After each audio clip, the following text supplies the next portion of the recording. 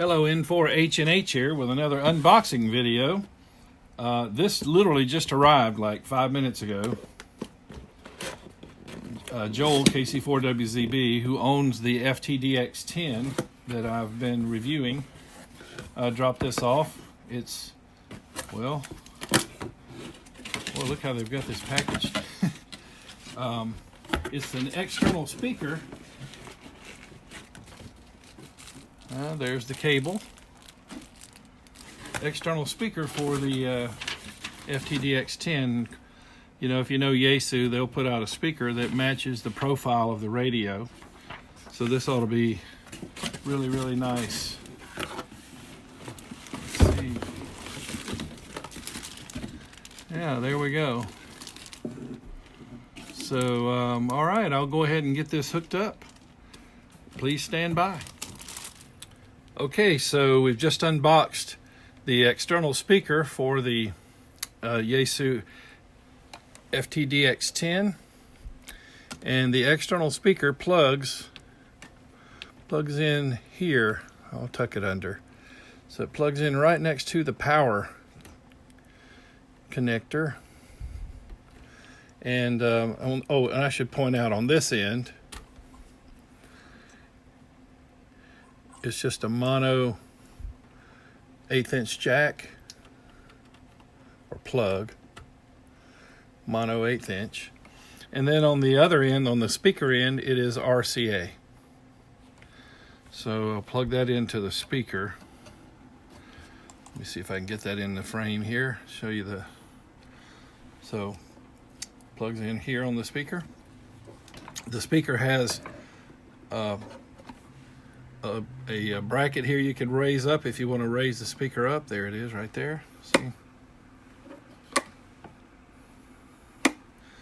So that's good. All right, I'm going to go ahead and get it up here next to the radio.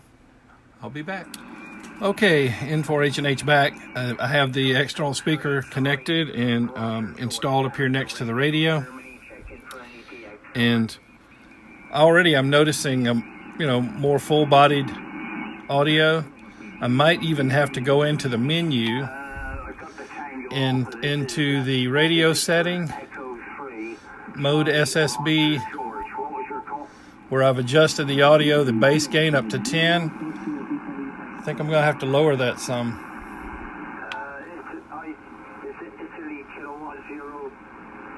I had raised it because we were running off the internal speaker.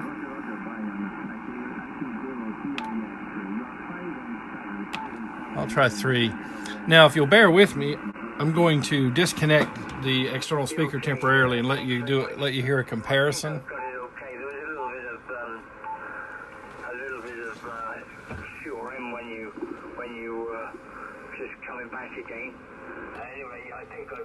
So there's the internal speaker.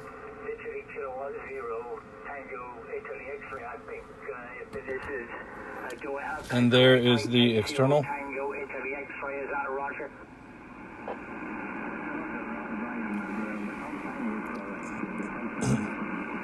When he comes back, I'll disconnect again.